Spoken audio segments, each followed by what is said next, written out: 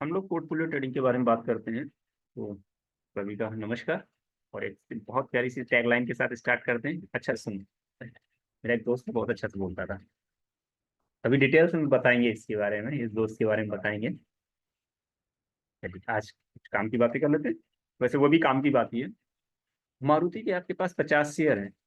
आपने suppose that 2 साल पहले खरीदे थे, और आज आपको लगता है कि शायद 2-3 दिन में मारुति का स्टॉक गिर जाएगा। 1000 पॉइंट गिर जाएगा या 500 पॉइंट गिर जाएगा या कुछ गिर जाएगा। तो आप क्या करेंगे? आप अपना जो खरीद के लेके आए हैं इसको बेचेंगे। वैसे भी मैं रियल बता दूं, ऑटो सेक्टर में मंदी आने वाली है बहुत जल्द।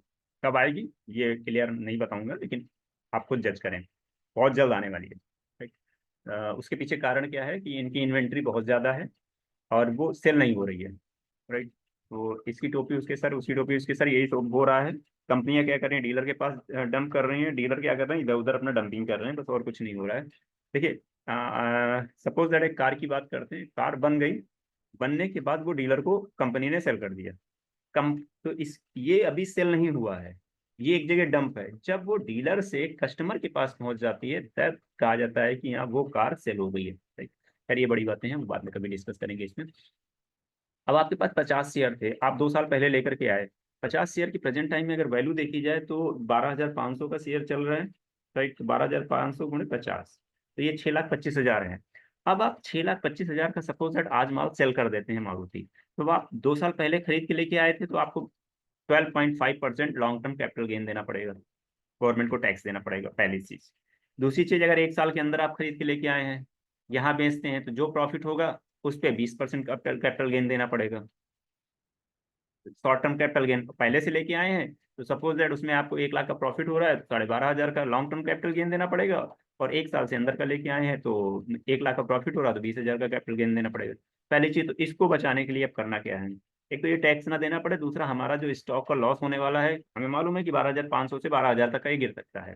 तो हम क्या करें, यहीं से एक फ्यूचर सेल कर देते हैं। अब आप कहेंगे साहब फ्यूचर सेल करने के लिए हमारे पास पैसा चाहिए। पैसे की जरूरत ही नहीं है। केवल अपने मारुति के स्टॉक अपने ब्रोकर के पास प्लेस कर दीजिए। तो वो क्या करेगा, इसका करीब 80% दे देगा। जो आपको 6,25,000 है ना, उसका 80% नियर अबाउट करीब 5 लाख रुपए वो आपको दे देगा फ्यूचर सेल करने के लिए। यानी कि फ्यूचर सेल करिए, कुछ भी करिए, उससे मतलब नहीं है। वो 5 लाख रुपए आपके पास क्रेडिट हो जाएंगे। तो अब आपने क्या किया, आप आपने वहां से एक लॉट फ्यूचर यहाँ से सेल कर दिया। कितना पैसा लग रहा है, 1,10,560 रुपये 84 पैसे। राइट। अब आप इतना पैसा लगा के फिर भी आपका करीब 3,90,000 रुपये बच जा रहे हैं। आपके पास 50 थे, तो 50 ही आप सेल करिए यहाँ पे। 50 सेल कर दिया। और जब लगा कि हाँ अब यहाँ पे स्टेबिलिटी आ गई है, यानी कि सपोज दैट वो चला गया 14,000 तक का। 10 दिन में, 15 दिन में, एक महीने में वो 14,000 चला गया। तो आप क्या करें वहां से इसको। तो आपको लगता है कि वहां पे कंसोलिडेट करने लगा, अब मंदी खत्म हो गई। देखिए, ये तो रिसर्च आपको करनी पड़ेगी, ये कोई बाई और सेल रिकमेंडेशन नहीं है। ये मैं आप केवल और केवल मार्केट की चीजों को पॉजिटिव वे में समझा रहा हूँ। राइट।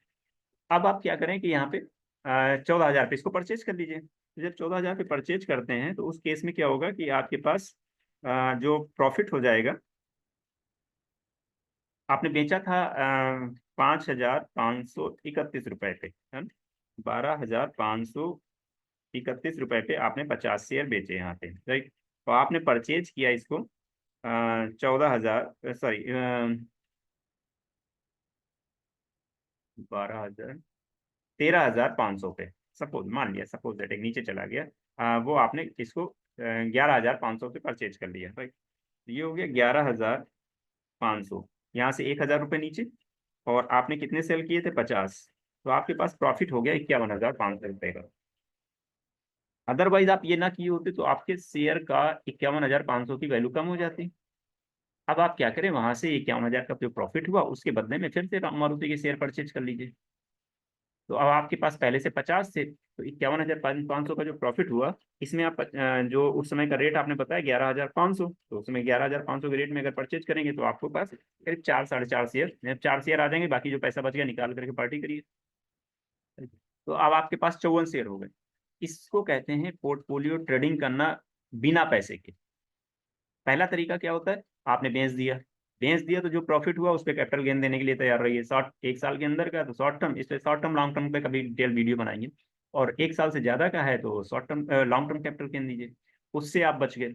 दूसरा क्या किया, आपका जो लॉस होने वाला था वो नहीं हुआ। लोग क्या करते हैं, एक बार खरीद लिए उसके बाद भूल गए, चलने दो ठीक है। उस केस में लिमिटेड प्रॉफिट होता है।